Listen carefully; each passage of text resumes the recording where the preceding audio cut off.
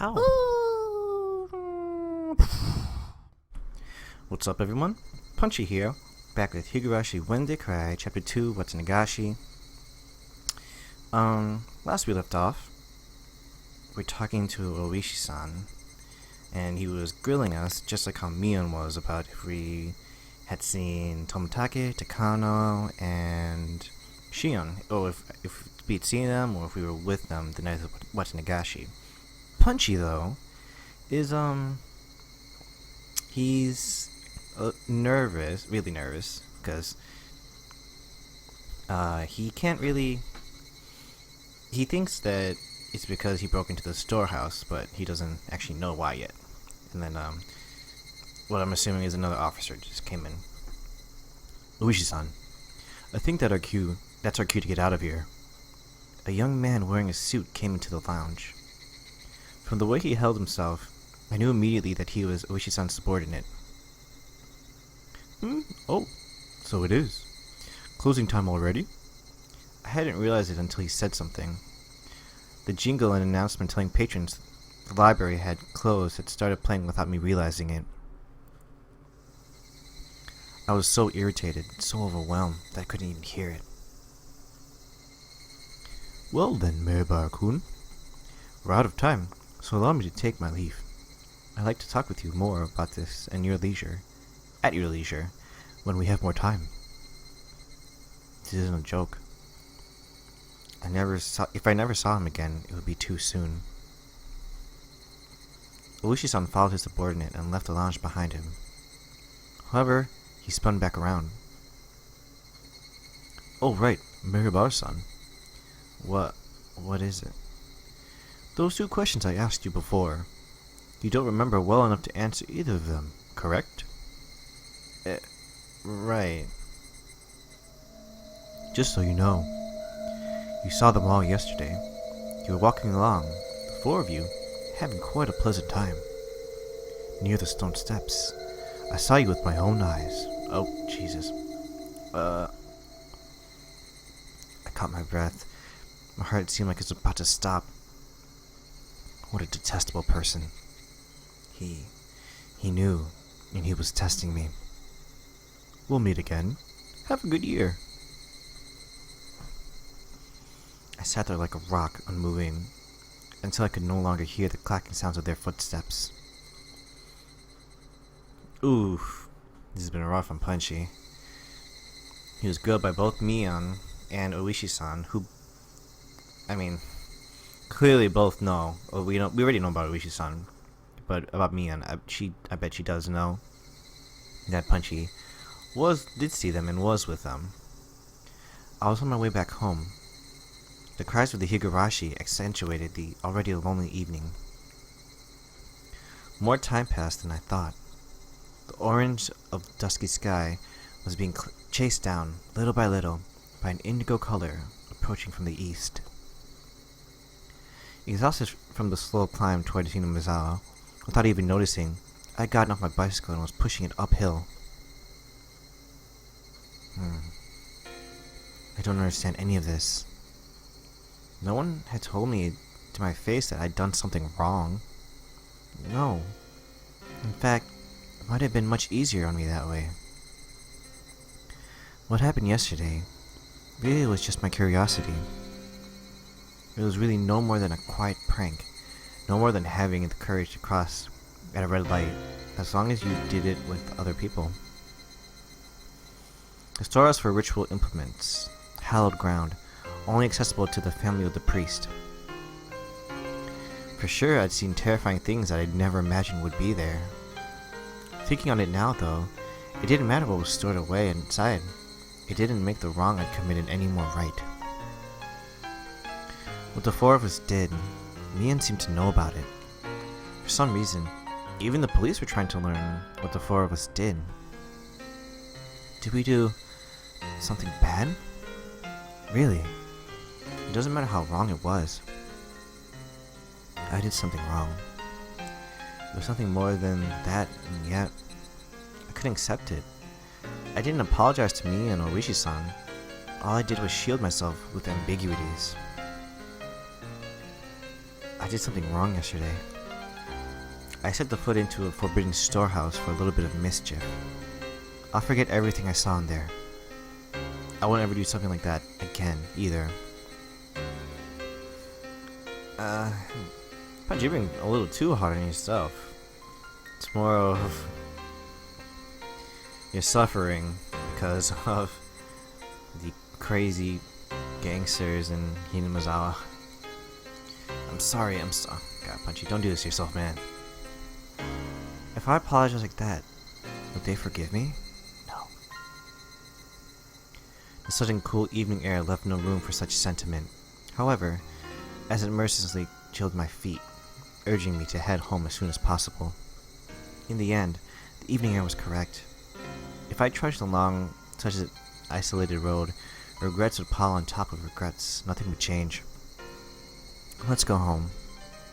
I'll go home, go to my room, put on my favorite music or something, and go to bed. That might sound plain and boring, but it's probably the strongest I felt all day.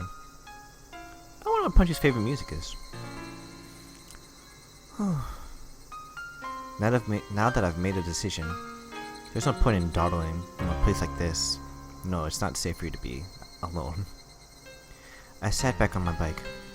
I pushed hard on the pedals. I rapidly advanced forward. I steadily gained speed. The wind was cutting and mercilessly cold, but it actually felt good, as it was softly punishing me.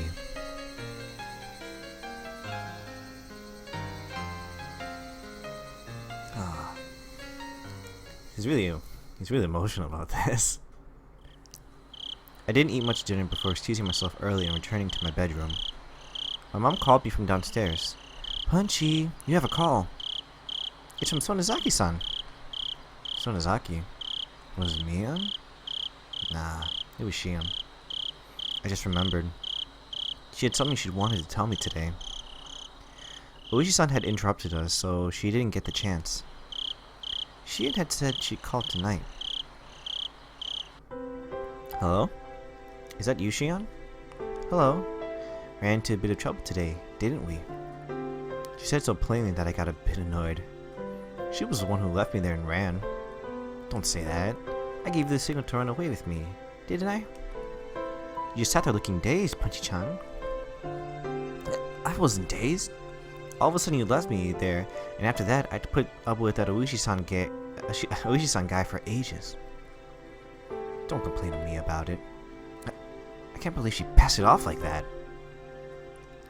She looks just like Mia, and yet inside, she's this different. I got a little irritated at myself when I realized I was, somewhere in my mind, hoping for the same reaction I would get from Mian, even though she's a different person. Sorry. Next time I'll run away first thing and leave you there. Hey, it's ladies first. Shion laughed refreshingly. When I heard her voice, I realized that she wasn't really that angry or anything. It was just as she said. The cause of my temper was because it was my own fault for not leaving immediately. I'll stop blaming it on others. Blaming it on others would be...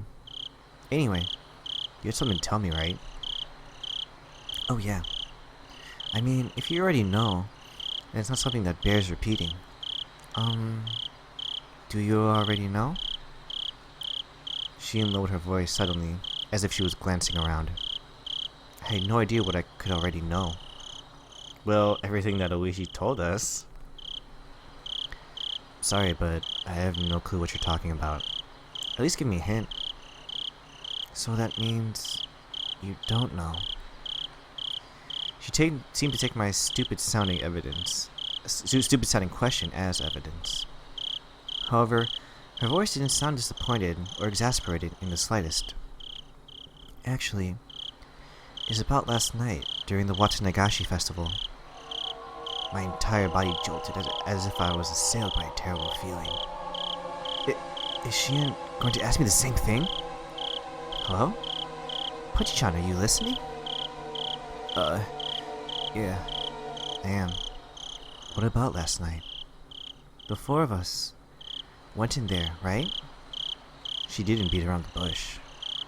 Whether or not I wanted to admit it, that was the actual, honest truth, and I couldn't act like it hadn't happened. Then, after that, we walked away together, and then went our separate ways near the stone stairs, right? Takano-san and Tomitake-san went to the stream, and you stayed there, Punchy-chan. I went over to see some relatives. Yeah? Why do you ask? We won't make any progress if we keep asking each other questions. So let me ask this question first. Okay? You mean, did I see Tomitake-san and Takano-san last night? Huh? Oh, yeah.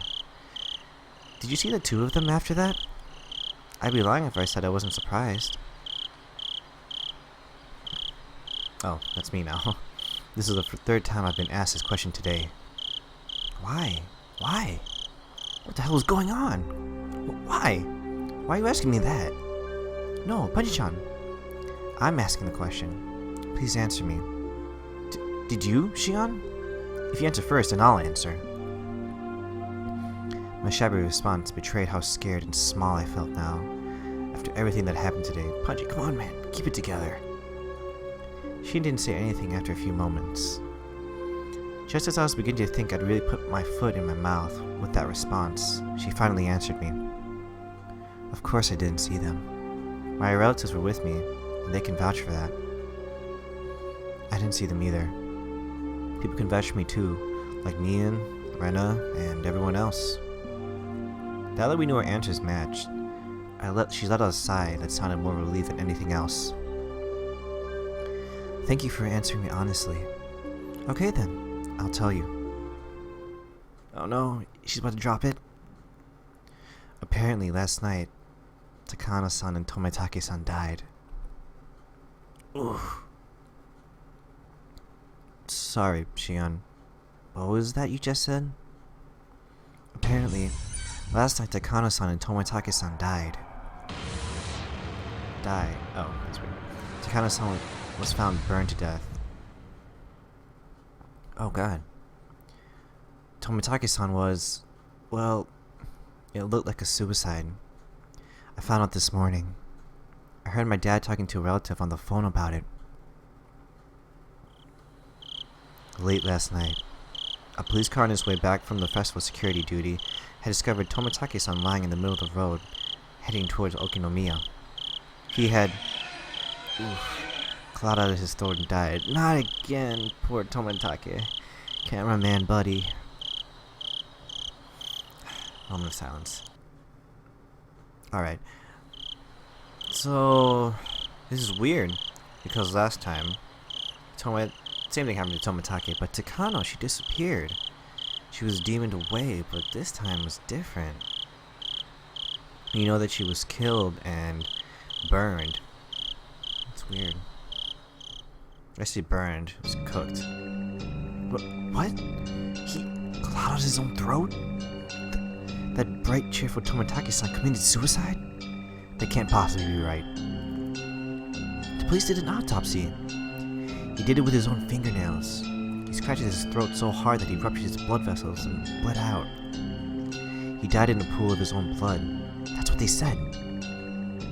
I've never heard such of an insane suicide. You can't just scratch open your own throat like that. I realized I was yelling too loudly, so I lowered the force I was putting in my voice. I didn't want my parents to hear me, so I switched to the cordless phone and ran up to my own room. Sorry for yelling. So, was Takano-san... was that suicide too? In her case, it's a little unclear. Oh god. Takano-san's body was found in the mountains of Gifu Prefecture. Employees at a rest stop nearby reported to the police late that night that they could see flames in the mountains. The firefighters dispatched there were the first ones to find her. An autopsy concluded that it was the burned corpse of a half-naked female. They initially considered the body beyond recognition, but directly after, there was a request of a dental comparison from the prefectural police station in Okinomiya, and the results concluded that it was Mio Takano. The cause of death wasn't confirmed, but was highly likely to have been a homicide, since she was in her undergarments and her clothes were nowhere in that area. What happened to her? The oil drum had fallen over, so it's also possible she burned herself to death. It couldn't possibly have been suicide. If you're going to die, there are plenty of easier ways, aren't there? This can't be suicide. That's what I think. It's unthinkable that Tomitake-san would kill himself too. After the two of us rattled on at each other, there was a silence as we paused to catch our breaths. As we calmed our nerves, right then, I understood what Shion's story actually meant. I think it would end up being Oyashira-sama's curse. We all did more than enough to deserve it after all. Deserve? You've got to be kidding. It's not like she didn't want to see it with me. I just went along with her. I tried to say that, but I fell silent. Nothing would come of me blaming others. It didn't matter how much everyone else encouraged me. I could have put my foot down. Oh. I lost to my own half-assed sense of adventure and agreed to go in with them. Yes, it was my fault, and no one else's. Shion.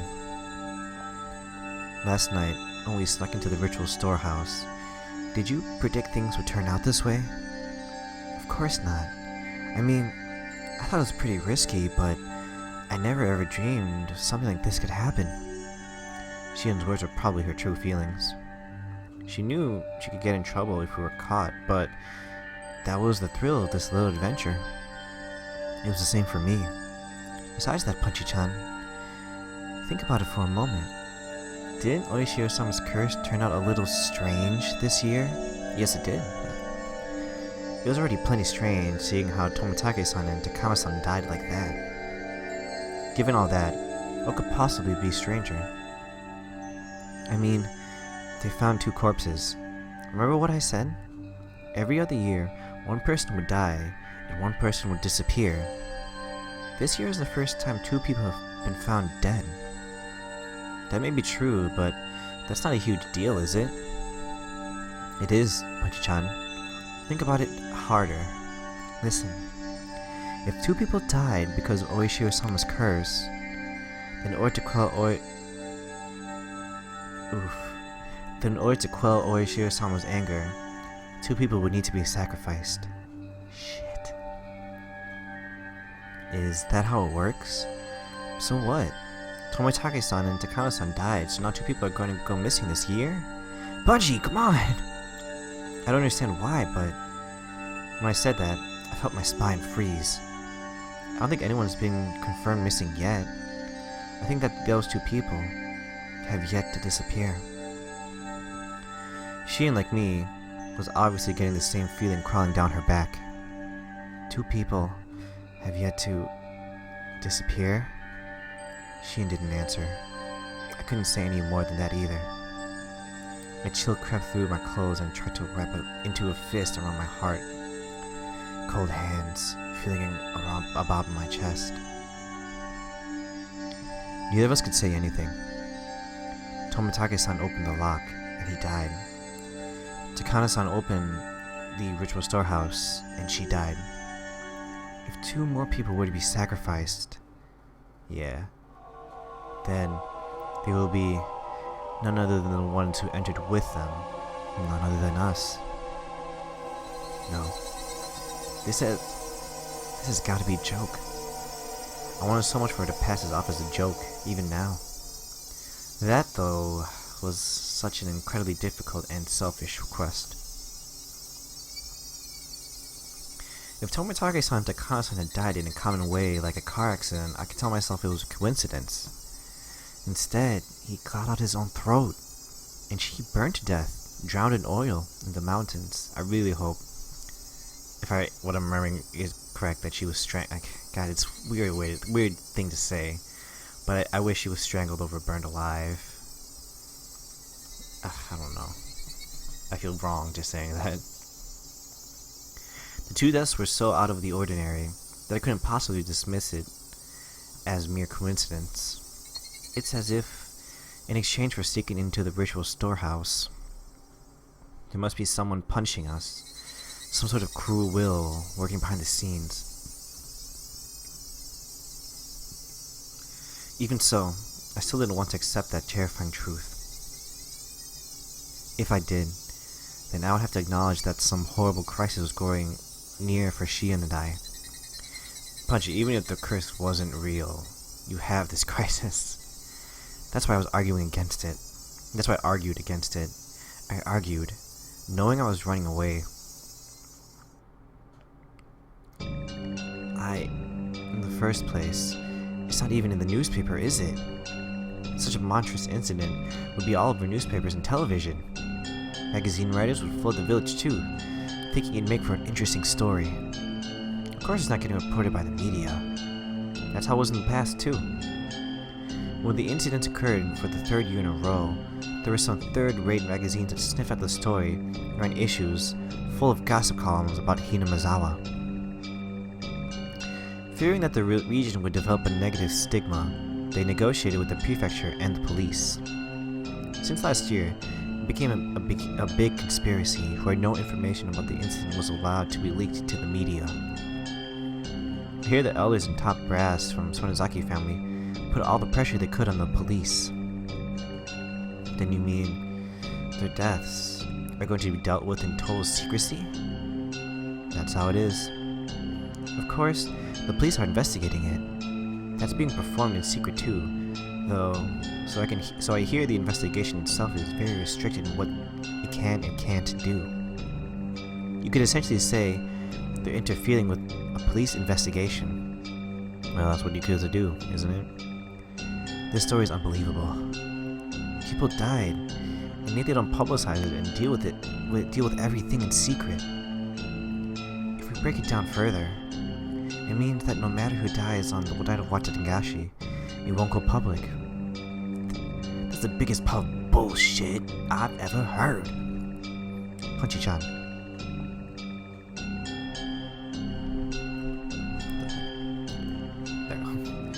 Before, I said how the villagers could be the ones carrying out Oyashira-sama's curse. That's what I mean. At some point, a tradition was created here in Hinamazawa, where every year you're allowed to kill someone on the night of Watanagashi under the guise of being Oyashira-sama's curse. When someone dies on the night of Watanagashi, it turns into the curse of Oyashira-sama. The curse turns into the serial murder incidents. In order to avoid exacerbating the negative stigma surrounding Hinamazawa, those incidents are dealt with in secret. That's insane! Dead and missing people turn up every year? How bad the stigma gets, the police have to draw the line somewhere, don't they? You could say the incidents happening every year is mysterious, but the police can get the job done when they need to. After all, the incidents always get resolved individually. It doesn't end up being a string of incidents, you know? It just so happens that something unfortunate happens on the night of Watanagashi every year. That's all it turns into. Come on. Most of the criminals responsible for the original dismemberment were arrested. The last ones managed to get and stay away, but the events were totally exposed and elucidated, so it was, in essence, resolved. The damn supporting couple who died in an accident on the second year, that was an accidental death, plain and simple. They made a lot of investigations into the possibility of it having been a homicide, but they didn't turn up anything. It ended up as an accident. It was resolved. On the third year, the priest fell ill and passed away. There were doctors present at the hospital at his deathbed, and they all had trustworthy medical certificates. They even did an autopsy. It concluded that it wasn't a homicide. That was resolved too. On the fourth year, the sister-in-law of the damn supporting couple was murdered. The criminal was an abnormal man with a history of regular psychostimulant usage. He confessed that he thought Oyashira-sama's curse was so interesting, he wanted to try it out too. the criminal died of an accident while imprisoned, so this incident was essentially resolved as well. That's right. None of the incidents had any relation to another, and yet each was independently resolved. Oof. I think with that, we'll end it there. But since it's Sunday, I'm going to be recording 3 in a row. Hopefully, maybe something else at the end, but we'll see. So we're at that point. Punchy finds out. Punchy is panicking, which, I mean, I keep chastising him for it, but it makes sense. He was, he wasn't knowledgeable in anything that was going on. He still is friends with everyone. He just doesn't know yet. So we have to get to that point where Punchy becomes a little stronger. Like, no one will kill me. But, I mean, last time that didn't go well, did it? Well, kind of, in a way. Anyway, guys, thanks for watching. Please like and subscribe, and I will see you in the next video. 5 minutes from now. Bye-bye.